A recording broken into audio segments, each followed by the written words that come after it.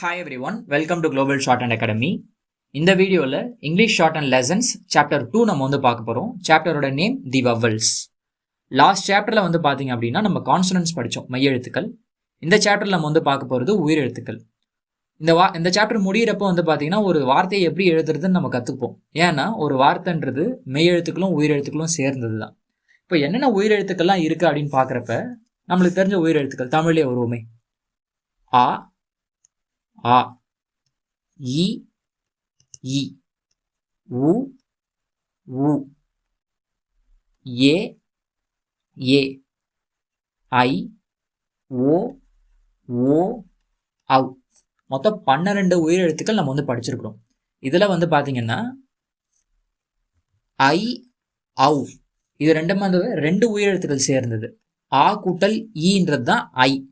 சேர்த்து படிச்சு பாருங்க, ஐன்னு வந்துடும். அவுன்றது ஆ கூட்டல் உ, இது ரெண்டும் சேர்ந்து தான் அவ். இதை தவிர்த்துட்டு மீதி இருக்கிறத பார்த்தோம் அப்படின்னா எல்லாமே தனி உயிரெழுத்துக்கள் அப்படின்னு சொல்லிட்டு சொல்லலாம். ஓகே, இதை நம்ம வந்து குறில் நெடிலான்னு சொல்லிட்டு பிரிக்கிறப்ப குறில் வந்து ஆ, இ, உ, ஏ, ஓ இதெல்லாமே வந்து குறில்.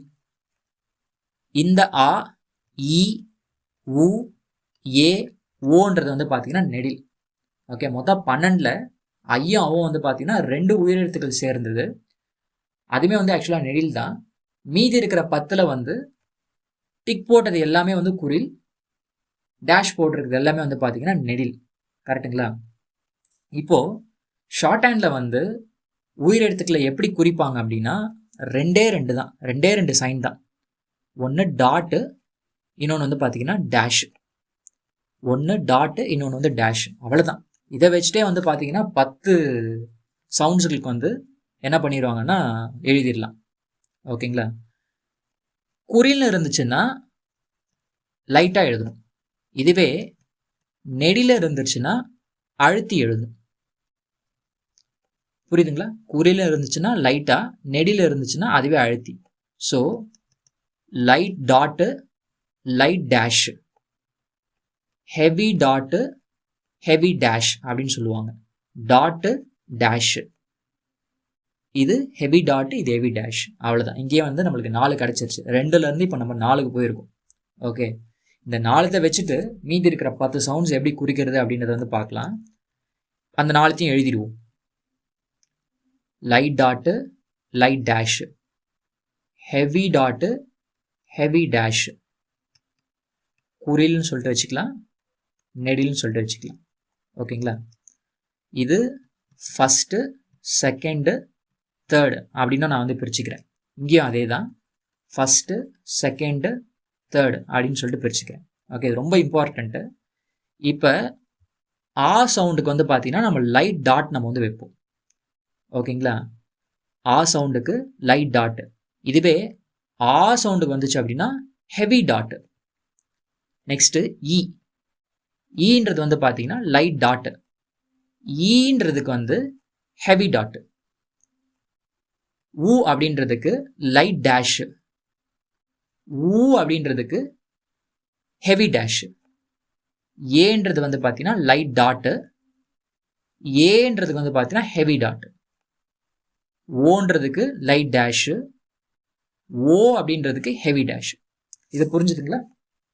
எது எதுக்கு லைட் டாட்டு, எது எதுக்கு லைட் டேஷு, எது எதுக்கு ஹெவி டாட்டு, எது எதுக்கு ஹெவி டேஷ்னு சொல்லிட்டு அவ்வளோதாங்க. ஓகே, இப்போ நம்ம வந்து எழுத போகிறோம். ஓகே, எழுத போகிறதுக்கு முன்னாடி இந்த ஃபஸ்ட்டு, செகண்டு, தேர்டுன்னு சொல்லிட்டு சொல்லியிருக்கிறேன் இல்லையா, இதை வந்து நம்ம வந்து புரிஞ்சுக்கணும். இதை வந்து 2 பார்க்கணும். ஒன்று வந்து பார்த்தீங்கன்னா பிளேஸு, ரெண்டாவது வந்து பார்த்தீங்க அப்படின்னா பொசிஷன். ஓகே, இப்போ இந்த ஆன்றது வந்து பார்த்தீங்கன்னா ஃபஸ்ட் பிளேஸ் வவ்வல் இல்லைனா ஃபஸ்ட்டு பொசிஷன் வவ்வல்னு சொல்லிட்டு சொல்லுவாங்க. ஏஓ இல்லைனா ஏஓன்றது வந்து பார்த்தீங்கன்னா second place or second position வவ்வல்னு சொல்லிட்டு சொல்லுவாங்க. இஉ இல்லைனா இஊன்றது third place or third position வவ்வல்னு சொல்லிட்டு சொல்லுவாங்க. இப்போ பிளேஸ்னால் என்னென்னு பார்க்கலாம். இப்போ நம்ம வந்து லாஸ்ட் சாப்டரில் பார்த்தோம் இல்லையா, பி ஸ்ட்ரோக் அப்படின்னு சொல்லிட்டு, இதே நான் கொஞ்சம் பெருசாக எழுதிக்கிறேன். இதை வந்து பார்த்தீங்கன்னா நம்ம மேலேருந்து கீழே எழுதணும். ஓகே, இதுதான் ஸ்டார்டிங் பாயிண்ட்டு, இதுதான் எண்டிங் பாயிண்ட்டு இல்லையா, இது வந்து சென்டர். இந்த மாதிரி ஸ்டார்டிங் பாயிண்ட் வந்து பார்த்தீங்கன்னா 1ன்னு வச்சுக்கோங்க. நடு பாயிண்ட் வந்து பார்த்தீங்க அப்படின்னா 2ன்னு வச்சுக்கோங்க. எண்டிங் பாயிண்ட் வந்து பார்த்தீங்கன்னா 3ன்னு வச்சுக்கோங்க. ஓகே, இப்போ மேலேருந்து கீழே வரப்ப இதனுடைய லெஃப்ட் சைடுன்றது இது நம்ம வந்து பிஃபோர்னு வச்சுக்கணும். ஓகேங்களா, பிஃபோரில் 1 2 3. அதே மாதிரி அதனுடைய ரைட் சைடு 1 2 3 இது வந்து நம்ம ஆஃப்டர்னு வந்து வச்சுக்கலாம். ஓகேங்களா, பிஃபோர் ஆஃப்டர். ஓகே, இது வந்து பி ஸ்ட்ரோக் வந்து பார்த்துருக்கோம். இதே மாதிரி தான் ஸ்ட்ரெயிட் ஸ்ட்ரோக்ஸ்க்கு எல்லாத்துக்குமே. ஒரு கர்வ்டு ஸ்ட்ரோக்ஸ் வந்து பார்த்துடலாமே. ஒரு கர்வ்டு ஸ்ட்ரோக்ஸ் நம்ம வந்து எஃப் எடுத்துக்கிறேன், மேலேருந்து கீழே. ஓகே, இந்த ஸ்ட்ரோக் எப்படி எழுதுறேன் பாருங்க, மேலேருந்து கீழே அப்படி எழுதுறப்ப இதனுடைய லெஃப்ட் சைடு வந்து பார்த்தீங்கன்னா பிஃபோர், இதனுடைய ரைட் சைடு வந்து பார்த்தீங்கன்னா ஆஃப்டர். ஓகேங்களா, இங்கே தான் ஸ்டார்ட் பண்ணுவோம். ஸோ 1, நடுவில் 2, எண்டிங்கில் வந்து 3. பிஃபோரில் 1 2 3, அதே மாதிரி ஆஃப்டரில் 1 2 3. புரியுதுங்களா? நெக்ஸ்ட்டு கீழே இருந்து மேலே எழுதுகிற ஸ்ட்ரோக்ஸ் ஒன்று வந்து பார்க்கலாம். அதாவது எல் ஸ்ட்ரோக் எடுத்துக்கோமே. எல்ல நம்ம வந்து எப்படி எழுதுவோம் அப்படின்னா, இங்கேருந்து இப்படி எழுதுவோம். இதனுடைய ஸ்டார்டிங் பாயிண்ட் இது 1, நடுவில் 2, எண்டிங்கில் வந்து 3. கரெக்டுங்களா? கீழே இருந்து எழுதுறோம். அப்போ இதனுடைய லெஃப்ட் சைடு வந்து பார்த்தீங்கன்னா பிஃபோரு, இதனுடைய ரைட் சைடு வந்து பார்த்தீங்கன்னா ஆஃப்டர். ஓகே, பிஃபோரில் 1 2 3, ஆஃப்டரில் 1 2 3. ஓகே, அதே மாதிரி கீழேருந்து எழுதுகிற ஸ்ட்ரோக்ஸ் ரே பார்த்தோம் அப்படின்னா, ரேல இது 1 2 3, இது பிஃபோரு, இது ஆஃப்டர். இந்த பிஃபோர் ஆஃப்டர் நல்லா தெரிஞ்சுக்கணும். ஓகே, எந்த டைரக்ஷனில் எழுதுறதுன்றதை பார்த்துட்டு அதனுடைய லெஃப்ட் சைடு. அதே மாதிரி ஒரு ஹாரிசான்டல் ஸ்ட்ரோக்ஸ் வந்து பார்க்கலாம்.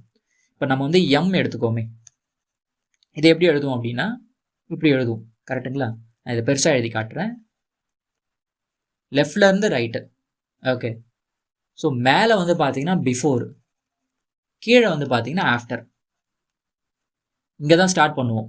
ஸ்டார்ட் பண்ணுற இடத்துல 1, நடுவில் ஒரு டேஷு, இங்கே ஒரு டேஷ். நம்ம அப்படியே எழுதிக்க வேண்டியதான். 1 2 3 அப்படின்னு சொல்லிட்டு. பிஃபோரில் 1 2 3, ஆஃப்டரில் 1 2 3. ஓகேங்களா, 1 2 3 1 2 3. இதே மாதிரி இன்னொரு ஹாரிசான்டல் ஸ்ட்ரோக்ஸ் வந்து பார்க்குறப்ப கே ஸ்ட்ரோக் எடுத்துக்குவோம். நம்ம எப்படி எழுதுவோம்னா, இப்படி எழுதுவோம். லெஃப்ட்ல இருந்து ரைட்டில் கே கேன்னு சொல்லிட்டு. இங்கேருந்து இங்கே ஸ்டார்ட் பண்ணுறோம். ஸ்டார்ட் பண்ணுற இடத்துல 1, நடுவில் 2, இது 3. மேலே பிஃபோரு, கீழே ஆஃப்டர். புரியுதுங்களா? மேலே இல்லைன்னா லெஃப்டில் பிஃபோர், பிஃபோர்ன்றது மேலே இல்லைன்னா லெஃப்ட், ஆஃப்டர்ன்றது கீழே இல்லைன்னா ரைட் சைடு. அவ்வளோதான். இதை நீங்கள் ஞாபகம் வச்சுக்கிட்டீங்கனாலே போதும். எப்படி எழுதுறோம் அப்படின்றத பார்த்துட்டு. ஓகேங்களா, ஸ்டார்ட் பண்ணுற இடம் 1, முடிகிற இடம் 3, நடுவில் வந்து பார்த்தீங்கன்னா 2. ஓகே, இது வந்து ஒரு ஸ்ட்ரோக்கில் பிளேஸு, ஒரு ஸ்ட்ரோக்கில் பிளேஸு.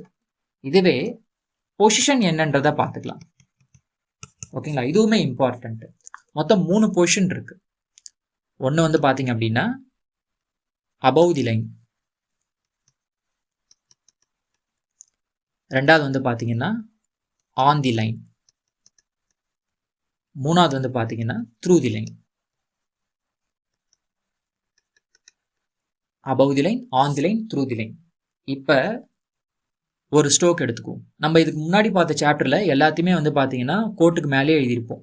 பி டி சே கே அப்படின்னு சொல்லிட்டு. ஆனால் இதுக்கப்புறமா எழுத போகிறது வந்து பார்த்தீங்கன்னா பொசிஷன் வச்சு நம்ம வந்து எழுதணும். ஓகேங்களா, இப்போ அபவ் தி லைன்ன்றது ஒரு ஸ்ட்ரோக்கை நான் அபவ் தி லைனில் எழுதி காட்டுறேன். அதாவது above the line, on the line, through the லைன்னு சொல்லிட்டு. இப்போ பி ஸ்ட்ரோக் எடுத்துக்கோமே, இதை எடுத்துக்குவோம். இதுதான் ரெஃபரன்ஸ் லைன் அப்படின்னா கோட்டுக்கு மேலே இப்படி முடிச்சிடுறது. இது வந்து அபவ் தி லைன். கோட்டுக்கு மேலே எழுதுறது ஆன் தி லைன்.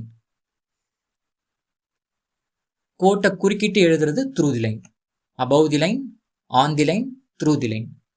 இப்போ ஸ்ட்ரைட் ஸ்ட்ரோக்ஸுக்கு எல்லாமே இதுதான். கர்வ்டு ஸ்ட்ரோக்ஸ் பார்க்கலாம். F above the line, F on the line, F through the line. புரியுதுங்களா? இப்போ ஹாரிசான்டல் ஸ்ட்ரோக்ஸ் வந்து பார்ப்போம். ஹாரிசான்டல் ஸ்ட்ரோக்ஸில் எம் எடுத்துக்கோமே. above the line, on the line, through the line. through the line மட்டும் இப்படி எழுதக்கூடாது. ஓகே, கர்வ்டு ஸ்ட்ரோக்ஸ்க்கு ஹாரிசான்டல் ஸ்ட்ரோக்ஸ், கர்வ்டு ஸ்ட்ரோக்ஸாக இருந்தாலும் சரி, ஸ்ட்ரைட் ஸ்ட்ரோக்காக இருந்தாலும் சரி, ஹாரிசான்டல் ஸ்ட்ரோக்ஸ் வந்துருச்சுன்னா அதுக்கு வந்து செகண்ட் பிளேஸும் தேர்ட் பிளேஸும் வந்து பார்த்தீங்கன்னா ஒரே மாதிரி தான் எழுதணும். அதாவது செகண்ட் பொசிஷனும் தேர்ட் பொசிஷனும் ஒரே மாதிரி தான் எழுதணும். ஓகேங்களா, இப்படி எழுதக்கூடாது, இப்படி தான் வந்து எழுதணும். ஓகே, அதே மாதிரி தான் என்னுக்கும் சரி கேக்கும் சரி. இப்போ கேக்கு ஃபர்ஸ்ட் பொசிஷன் அப்படின்னா இது, செகண்ட் பொசிஷன் அப்படின்னா கோட்டுக்கு மேலே எழுதிடுறது, தேர்ட் பொசிஷன்னா அதையும் கோட்டுக்கு மேலே எழுதிடுறது. ஓகேங்களா, இந்த மாதிரி த்ரூ லைனில் வந்து எழுதக்கூடாது, ஹாரிசான்டல் ஸ்ட்ரோக்ஸ்க்கு மட்டும். ஓகேங்களா, இவ்வளோ தாங்க வந்து பொசிஷன்ஸ். இப்போ நம்ம வந்து ஸ்டோக்ஸோட பொசிஷன்ஸ் என்னன்றதெல்லாம் வந்து பார்த்துருக்கோம். ஸ்டோக்ஸோட பிஃபோர் ஆஃப்டர் என்னன்றதை வந்து பார்த்துருக்கோம். அதில் வவ்வலோட பிளேசஸ் 1 2 3 அதை நம்ம வந்து பார்த்துருக்கோம். அதுக்கப்புறமா first vowels, first place and first position vowels ஆ ஓன்றதை பார்த்தோம். Second place or second position vowels வந்து பார்த்தீங்கன்னா ஏஓ ஏஓன்றதை பார்த்துருக்கோம். Third place or third position vowels இஉ இஉன்றதை நம்ம வந்து பார்த்துருக்கோம். இப்போ ஒரு வார்த்தையை இந்த கான்செப்ட்லாம் வச்சுக்கிட்டு எப்படி எழுதுறதுன்றதை நம்ம வந்து பார்க்க போகிறோம். ரொம்ப சிம்பிளாகவே ஸ்டார்ட் பண்ணலாம். ஒரு வார்த்தையுமே இந்த மாதிரி பிரித்து எழுதி பார்த்தீங்கன்னா தான் உங்களுக்கு வந்து ஈஸியாக இருக்கும், ஈஸியாக அண்டர்ஸ்டாண்ட் ஆகும். இப்போ ப்ரெசீடிங் வவ்வல்ஸ் இந்த கான்செப்ட் வந்து பார்ப்போம். அதாவது மெய்யெழுத்துகளுக்கு முன்னாடி வவ்வல்ஸ் வந்து வர்றது. ஓகேங்களா, அதாவது பிஃபோர் வவ்வல்ஸ்ன்னு கூட நம்ம வந்து சொல்லலாம். இப்போ நம்ம ஒரு ஸ்ட்ரோக் பார்த்தோம், அந்த ஸ்ட்ரோக்ஸோட பிஃபோர் எது அப்படின்னு சொல்லிட்டு. இப்போ பியோட பிஃபோர் வந்து இது, டியோட பிஃபோர் வந்து இது, சேவோட பிஃபோர் வந்து இது, எம்மோட பிஃபோர் வந்து இது, என்னோட பிஃபோர் வந்து இது, கேவோட பிஃபோர் வந்து இது, எல்லோட பிஃபோர் வந்து இது, ரேவோட பிஃபோர் வந்து இது அப்படின்னு சொல்லிட்டு பிஃபோர் என்னதை பார்த்தோம். அப்படியே ரைட் சைடு வந்து பார்த்தீங்கன்னா ஆஃப்டர் அப்படின்னு சொல்லிட்டு. இப்போ பிஃபோர் வவ்வல்ஸ் எல்லாமே பார்க்கலாம். இப்போ எய்டுன்னு ஒரு வேர்டு இருக்குன்னு வச்சுக்கோங்க. இதை நம்ம எப்படி ப்ரொனவுன்ஸ் பண்ணுறோம் அந்த மாதிரி தமிழ் எழுதிடணும், எய்டு அப்படின்னு சொல்லிட்டு. எய்டு. இப்போ இதெல்லாம் என்னென்னலாம் இருக்குது, ஏ இருக்குது, இட்டு சவுண்டு வந்து இருக்குது, எய்டு இட்டு சவுண்டு. கரெக்டுங்களா? அப்போ இட்டு தான் எழுதணும். அது ஃபர்ஸ்ட் பொசிஷனில் எழுதுறதா, செகண்ட் பொசிஷனில் எழுதுறதா, தேர்ட் பொசிஷனில் எழுதுறதான்றது அந்த வார்த்தையில் வர ஃபர்ஸ்ட் உயிரெழுத்தை பொறுத்து இருக்குது, ஃபர்ஸ்ட் வவ்வலை பொறுத்து இருக்குது. இங்கே வந்து பார்த்தீங்கன்னா ஒரே ஒரு வவ்வல் தான் இருக்குது, ஏ மட்டும் தான் இருக்குது. ஏன்றது செகண்ட் பொசிஷன் வவ்வல் மேலே பார்த்தது. அப்போ செகண்ட் பொசிஷனில் டி எழுதணும். டிக்கு முன்னாடி வந்து பார்த்தீங்கன்னா ஏ இருக்குது. அப்போ இந்த சைடில் எழுதணும். இது ஃபர்ஸ்ட் பொசிஷனில் எழுதுறதா, செகண்டில் எழுதுறதா, தேர்டில் எழுதுறதான்னு ஒரு டவுட் இருக்கும். கரெக்டுங்களா? ஏன்றது செகண்ட் பிளேஸு. லைட்டாக எழுதுறதா டார்க்காக எழுதுறதா, டாட் எழுதுறதா டேஷ் எழுதுறதான்னு சொல்லிட்டு அந்த டவுட் இருக்கும். ஏக்கு வந்து பார்த்தீங்க அப்படின்னா நம்ம வந்து ஹெவி டாட் நம்ம வந்து எழுதணும். இதெல்லாம் தான் மேலே நம்ம வந்து பார்த்துருக்கோம். அப்போ ஏடுன்றது இந்த மாதிரி வந்து எழுதணும். இப்போ நெக்ஸ்ட்டு இன்னொரு எக்ஸாம்பிள் பார்க்கலாம். ஓத், ஓ கூட்டல் இத்து. இதில் இருக்கிற மெய்யெழுத்துக்கள் தான் எழுதணும், வவ்வல்ஸ் வந்து குறிக்கணும். கரெக்டுங்களா? இப்போ இத்து வந்து நம்ம இப்படி எழுதுவோம். எந்த பொசிஷனில் எழுதுறதுன்றது சொல்கிறது அந்த வார்த்தையில் வர ஃபர்ஸ்ட் உயிர் எழுத்து. இங்கே ஒரே ஒரு உயிர் எழுத்து தான் இருக்குது, ஓன்றது செகண்ட் பொசிஷன். அப்போ இத்து எழுதியாச்சு. ஓக்கு வந்து நம்ம வந்து என்ன பண்ணணும், ஹெவியாக ஒரு டேஷ் வந்து வைக்கணும். கரெக்டுங்களா? மேலே நம்ம வந்து பார்த்தது. எய்ம், எய்ம், ஏ கூட்டல் இம்மு. இம்மை தான் எழுதணும். எந்த பிளேஸில் எழுதுறது, ஏ இருக்குது, அப்போ செகண்ட் பிளேஸு. இம்மை வந்து செகண்ட் பிளேஸில் எப்படி எழுதுறது, இப்படி எழுதுறது. இம்முக்கு முன்னாடி ஏ இருக்குது, அதனால் எம்முக்கு பிஃபோராக ஏவை குறிக்கணும். ஏன்றது ஒரு ஹெவி டாட் நம்ம வந்து வைக்கணும். புரியுதுங்களா? இதுதான் ப்ரெசீடிங் வவ்வல்ஸ்ன்னு சொல்லிட்டு. இதுவே ஃபாலோயிங் வவ்வல்ஸ் பார்க்கலாம். ஃபாலோயிங் வவ்வல்ஸ்னா கான்சனன்ட்ஸ்க்கு அப்புறமா, ஓகே, கான்சனன்ட்ஸ்க்கு அப்புறமா வவ்வல்ஸ் வந்து வர்றது. இப்போ கான்சனன்ட்ஸ்க்கு ஆஃப்டர்னா நம்ம வந்து இப்போ பிக்கு வந்து ஆஃப்டர் இது, டீக்கு ஆஃப்டர் இந்த சைடு, ஷேக்கு ஆஃப்டர் இந்த சைடு, கேக்கு ஆஃப்டர் இந்த சைடு, எம்முக்கு ஆஃப்டர் கீழே, என்னுக்கு ஆஃப்டர் கீழே, எல்லுக்கு ஆஃப்டர் ரைட் சைடு, ரேக்கு ஆஃப்டர் ரைட் சைடு. இல்லையா? இப்போ ஒரு வேர்டு எடுத்துக்கலாம். இப்போ டேன்னு ஒரு வேர்டு எடுத்துக்கோ. டே இப்படி தான் நம்ம வந்து எழுதுவோம். கரெக்டுங்களா? தமிழில் டே. இட்டு கூட்டல் ஏ டே. மெய்யெழுத்துக்கள் தான் எழுதணும். எந்த பிளேஸில் எழுதுறது? அதில் அந்த வார்த்தையில் வர ஃபஸ்ட்டு உயிரெழுத்தை பொறுத்து இருக்குது. இப்போது இந்த வார்த்தையில் ஒரே ஒரு உயிரெழுத்து தான் இருக்குது, ஏன்னு இருக்குது. அப்போ இட்டை வந்து செகண்ட் பிளேஸில் எழுதணும். இட்டு எழுதிட்டோம். இட்டுக்கு அப்புறமா தான் ஏ வருது. ஏன்றது செகண்ட் பிளேஸு ஆஃப்டராக இருக்குது. அதனால் நம்ம வந்து இந்த சைடில் வந்து வைக்கிறோம். இதுவே எய்டு நம்ம என்ன பண்ணணும்னு பாருங்கள். எய்டு ஏ கூட்டல் இட்டு என்ன பண்ணோம்? அதே மாதிரி டி எழுதணும். இங்கே நம்ம வந்து வச்சோம். திரும்ப படிக்கிறப்ப எய்டு இப்படி தான் படிக்கும். இங்கே வந்து பார்த்தீங்கன்னா இட்டு கூட்டல் ஏ டே அப்படின்னு படிக்கும். உங்களுக்கு புரியுது இல்லையா? இன்னும் ஒரு 2-3 எக்ஸாம்பிள்ஸ் பார்க்கலாம். இப்போ கே அப்படின்னு ஒரு வேர்ட் இருக்குன்னு வச்சுக்கோங்க. ஓகே, இக்கு கூட்டல் ஏ கே. அப்போ இக்க எழுதணும். கேனா அதை அழுத்தி எழுதணும் அந்த சவுண்டை. இக்குக்கு அப்புறமா இருக்குது. இக்குக்கு அப்புறமான கீழே ஏன்றது செகண்ட் பிளேஸில். ஏன்றது வந்து பார்த்தீங்கன்னா டாட்டு, ஹெவி டாட்டு.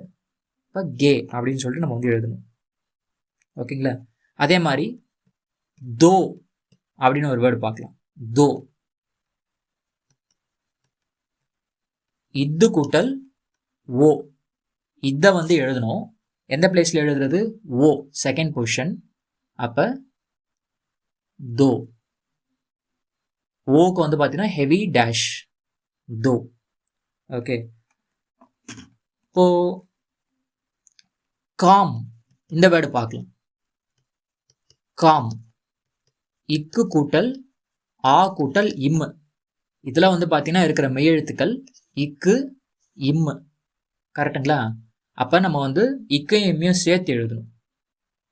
இங்கே எழுதுறதா இங்கே எழுதுறதான்னு ஒரு டவுட் இருக்கும். இந்த வார்த்தையில் இருக்கிற ஃபஸ்ட்டு உயிரெழுத்து ஆ அப்படின்னா இக்க வந்து ஃபஸ்ட் பிளேஸில் எழுதணும். இக்கு ஃபஸ்ட் பிளேஸ் அப்படின்னா அது எந்த பொசிஷனில்? இங்கே எழுதணும். கரெக்டுங்களா? அது கூட எம் எழுதிடணும். அதுக்கப்புறமா இந்த ஆவை குறிக்கணும் இல்லையா? இக்குக்கு அப்புறமா ஆ வருது. இக்குக்கு அப்புறமானா இக்குக்கு மேலே பிஃபோரு, ஆஃப்டர்னா கீழே. ஆன்றது ஃபஸ்ட் பிளேஸில் நம்ம வந்து குறிக்கணும். ஆன்றது ஒரு டாட் நம்ம வந்து வச்சா போதும். ஹெவி டாட் காம் அப்படின்னு சொல்லிட்டு. உங்களுக்கு வந்து புரியுது இல்லையா? இப்போ ஃபஸ்ட்டு ஒரு உயிரெழுத்து ஒரு மெய்யெழுத்து பார்த்தோம், முன்னாடி பின்னாடி. அடுத்து 2 மெய்யெழுத்து ஒரு உயிரெழுத்து பார்த்தோம். இப்போ எபோனி அப்படின்ற 3 உயிரெழுத்து 2 மெய்யெழுத்து இருக்கிற எக்ஸாம்பிள் பார்க்கலாம். எபோனி அப்படியே தமிழில் எழுதிருங்க. ஏ கூட்டல் இப்பு கூட்டல் ஓ கூட்டல் இன் கூட்டல் இ. இதில் வந்து பார்த்தீங்கன்னா எழுத வேண்டியது இப்பு இன்னு. அப்போ இது 2 தான் நம்ம வந்து சேர்த்து எழுத போகிறோம். எந்த போர்ஷனில் எழுதணும்? இங்கே வந்து 3 உயிரெழுத்து இருக்குது. இதில் ஃபஸ்ட்டு இது வந்திருக்கு பாருங்கள், ஏ தான் இருக்குது. கரெக்டுங்களா? அப்போ செகண்ட் பிளேஸில் எழுதணும் பியும் எண்ணையும். பி எழுதியாச்சு, என் எழுதியாச்சு. ஓகே, இப்புக்கு முன்னாடி ஏ இருக்குது. அப்போ பிக்கு முன்னாடினா லெஃப்ட் சைடு, ஏன்றது செகண்ட் பிளேஸு. அதனால் ஏக்கு என்ன பண்ணணும்? லைட் டாட்டு ஏ. அப்புறமா இப்புக்கு அப்புறமா ஓ இருக்குது. ஓன்றதுக்கு ஹெவி டேஷ் நம்ம வந்து வைப்போம். எபோ. இன்னு கூட்டல் இ. இதை வந்து பார்த்தீங்க அப்படின்னா இன்னுக்கு அப்புறமா தேர்டு பிளேஸில் இ நம்ம வந்து வைக்கணும். இன்னுக்கு தேர்டு பிளேஸில் இங்கே தான் முடியுது இன்னு. ஸோ இந்த இடத்துல புள்ளி வைக்கிறோம். எபோனி. புரியுதுங்களா? இன்னும் ஒரே ஒரு பெரிய வேர்டு மட்டும் வந்து பார்த்துடலாம். அகாடமி. அகாடமி. இது அப்படியே உயிரெழுத்துக்கள் மெய்யெழுத்துக்களாக பிரிங்க. ஆ கூட்டல் இக்கு கூட்டல் ஆ கூட்டல் இட்டு கூட்டல் ஏ கூட்டல் இம்மு கூட்டல் இ. இப்படி பிரிச்சுக்கிட்டா ஈஸியாக இருக்கும். ஓகே, போக நீங்கள் ஒரு வார்த்தையும் இப்படி பிரிக்கணும்னு அவசியம் கிடையாது. வார்த்தையை பார்த்த உடனே எழுத ஆரம்பிச்சிருவீங்க. இதில் இருக்கிற மெய்யெழுத்துக்கள் என்னென்னலாம் இருக்குன்றதை பார்ப்போம். இக்கு இட்டு இம்மு 3 மெய்யெழுத்துக்கள் தான் இருக்குது. அப்போ அந்த 3 தான் நம்ம சேர்த்து எழுதணும். எந்த பிளேஸில் எழுதுறது? இந்த வார்த்தையில் இருக்கிற ஃபஸ்ட்டு உயிரெழுத்து என்ன? ஆ மட்டும்தான். ஃபஸ்ட்டு வரது தான் பார்க்கணும். அப்போ இக்க வந்து ஃபஸ்ட் பிளேஸில் ஸ்டார்ட் பண்ணணும். கா இக்கு இட்டு இம்மு. இப்போ வபல்ஸ் வந்து குறிக்கணும். இக்குக்கு முன்னாடி ஆ இருக்குது. இக்குக்கு முன்னாடினா மேலே ஆ. இக்குக்கு அப்புறமா ஆ இருக்குது. அப்போ ஹெவி டாட்டு. அப்புறமா இட்டுக்கு அப்புறமா ஏ இருக்குது. இட்டுக்கு அப்புறமா ஏ இருக்குது. கரெக்டுங்களா? அப்போ செகண்ட் பேஸில் ஒரு டாட் நம்ம வந்து வைக்கணும், லைட் டாட். ஏன்னா ஏக்கு வந்து லைட் டாட் தான். அப்புறம் இம்முக்கு அப்புறமா இ இருக்குது. அப்படின்னா இம்முக்கு அப்புறமானா கீழே, தேர்டு பிளேஸ்னால் இங்கே முடிகிற இடத்துல அகாடமி. உங்களுக்கு புரியுது இல்லையா? ஒரு வார்த்தையை அப்படி நீங்கள் எப்படி ப்ரொனவுன்ஸ் பண்ணீங்களோ அப்படி எழுதிட்டு நீங்கள் எப்படி ப்ரொனவுன்ஸ் பண்ணீங்களோ அந்த மாதிரி எழுதுங்க. அப்படி எழுதிட்டு அதை உயிரெழுத்துக்கள் மெய்யெழுத்துக்களாக பிரிச்சுட்டு போர்ஷன் வந்து எழுதுங்க. இப்போது இன்னும் ஒரு 2-3 எக்ஸாம்பிள்ஸ் வந்து பார்க்கலாம். ஓகேங்களா? இப்போது பில் அப்படின்னு ஒரு வேர்டு இருக்குன்னு வச்சுக்கோங்களேன். பில் இப்படி எழுதுவோம். இப்பு கூட்டல் ஈ கூட்டல் இல்லு. ஓகே, இதை வந்து எப்படி எழுதணும் அப்படின்னா, இப்பையும் இல்லையும் சேர்த்து எழுதணும். எந்த பிளேஸ்ல எழுதுறது? இந்த வார்த்தையில வர ஃபர்ஸ்ட் உயிரெழுத்து ஈ தான். அப்ப இப்போ வந்து த்ரூ லைன்ல வந்து எழுதணும் பில் அப்படின்னு சொல்லிட்டு. இப்பையும் இல்லையும் சேர்த்து எழுதணும். இப்ப இந்த ஈ வந்து குறிக்கணும். கரெக்டுங்களா? எப்பவுமே தேர்ட் பிளேஸ் வவ்வல்ஸ் வந்துச்சு அப்படின்னா, அதாவது ஈ உ ஈ உ இது வந்துச்சு அப்படின்னா எப்போவுமே அதுக்கு அடுத்த வர கான்சனன்ஸுக்கு தேர்ட் பிளேஸ்ன்ற மாதிரி கன்சிடர் பண்ணிக்கோங்க. அதாவது இப்புக்கு அப்புறமா 3வது அப்படின்னு கன்சிடர் பண்ணாமல் இல்லுக்கு முன்னாடி தேர்ட் பிளேஸ். ஓகேங்களா? இல்லுக்கு முன்னாடி தேர்ட் பிளேஸ் அந்த மாதிரி நீங்கள் கன்சிடர் பண்ணிக்கோங்க. ஓகே, ஏன் அப்படின்னா இந்த இடத்துல நம்ம டாட் வைக்க முடியாது. இப்போ இப்புக்கு தேர்ட் பிளேஸ் அப்படின்னா இந்த இடத்துல நம்ம டாட் வைக்க முடியாது. வச்சோம் அப்படின்னா அது இல்லுக்கு வந்து ஃபர்ஸ்ட் பிளேஸ்ன்ற மாதிரி ஆயிரும். உங்களுக்கு புரியுதா பாருங்க. இப்போ இப்புக்கு தேர்ட் பிளேஸ் இங்க. ஓகே, இல்லோட ஃபர்ஸ்ட் பொசிஷன் இங்க. இப்படி சேர்த்து எழுதுறப்ப இங்க நம்ம வச்சுட்டோம்னு வச்சுக்கோங்களேன், இது வந்து இப்போட தேர்ட் பிளேஸா இல்லைனா வந்து இப்போட தேர்ட் பிளேஸ் தான், ஆனால் இல்லோட ஃபர்ஸ்ட் பிளேஸ் ஆயிடுது பாருங்க. இந்த மாதிரி ஒரு கன்ஃபியூஷன் அவாய்ட் பண்ணுறதுக்கு என்ன பண்ணுங்க அப்படின்னா, இந்த தேர்ட் பிளேஸ் வவ்வல்ஸ் மட்டும் வரப்ப நீங்கள் வந்து இல்லுக்கு முன்னாடி தேர்ட் பிளேஸ் அப்படின்னா இந்த இடத்துல வரும். உங்களுக்கு வந்து புரியுது இல்லையா? பில் அப்படின்னு சொல்லிட்டு நம்ம வந்து எடுத்துடலாம். அதே மாதிரி தான் புல் இந்த வேர்டு எடுப்போம். பு இல், இப்பு கூட்டல் ஊ கூட்டல் இல்லு. இதுமே இதே தான். பு இல்லு, இப்புக்கு அப்புறமா ஊ அப்படி எடுக்காம இல்லுக்கு முன்னாடி தேர்ட் பிளேஸ். அப்போ இந்த இடத்துல நம்ம வந்து என்ன பண்ணால் ஒரு ஊ வவல் நம்ம வந்து வைக்கணும். ஓகே, ஸோ இந்த ஒரு எக்ஸாம்பிள்ஸுமே வந்து பார்த்துக்கோங்க, ஏன்னா இந்த ஒரு டவுட் வந்து வரும். ஓகேங்களா? ஸோ இவ்வளோதாங்க, சாப்டர் 2 வந்து இதோட வந்து முடியுது. இந்த சாப்டரில் நீங்கள் ப்ராக்டிஸ் பண்ணுறப்ப நிறைய டவுட்ஸ் வரும். எப்படி இவங்க பிரிச்சுருக்குறாங்க, நம்ம புக்கில் எழுதியிருக்கிறது வேறு மாதிரி இருக்குது அப்படின்னு சொல்லிட்டு. நம்ம ப்ரொனவுன்ஸ் பண்ணுறது வேறு மாதிரி ப்ரொனவுன்ஸ் பண்ணுவோம், புக்கு ஆத்தர் ப்ரொனவுன்ஸ் பண்ணுறது வேறு மாதிரி பண்ணியிருப்பாங்க. ஓகேங்களா? ஆக்சுவலாக அதுதான் கரெக்டு. ஆனால் அதே மாதிரி ப்ரொனவுன்ஸ் பண்ணி அதே மாதிரி எழுதணும்னு கிடையாது. முடிஞ்ச வரைக்கும் அதே மாதிரி ப்ரொனவுன்ஸ் பண்ண பார்க்கணும். அப்படி இல்லை அப்படின்னா பரவாயில்ல, நம்ம எப்படி ப்ரொனவுன்ஸ் பண்ணுறோமோ அந்த மாதிரி பிரித்து எழுதி ஸ்டோக்ஸை போட்டுட்டு திரும்ப நம்ம அதே வார்த்தை தான் எடுக்க போகிறோம். அதே ஸ்பெல்லிங் தான், நம்ம அதே ஸ்பெல்லிங்கில் தான் அந்த வார்த்தையை வந்து எழுத போகிறோம். அதனால் வந்து பிரச்சனை இருக்காது. சரிங்களா? ஸோ முடிஞ்ச வரைக்கும் புக்கில் இருக்கிற மாதிரி ப்ரொனவுன்ஸ் பண்ண ட்ரை பண்ணுங்கள். சப்போஸ் அது புரியலன்னா அந்த வார்த்தையை நாம் எப்படி ப்ரொனவுன்ஸ் பண்ணுவோமோ அந்த மாதிரி ப்ரொனவுன்ஸ் பண்ணி எழுத வேண்டியதான். ஓகே, ப்ராக்டிஸ் பண்ணுங்கள். நிறைய டவுட் வரும். அடுத்த சாப்டர் வந்து பார்த்தீங்கன்னா இதனுடைய கண்டினியூஷன் மாதிரி தான்.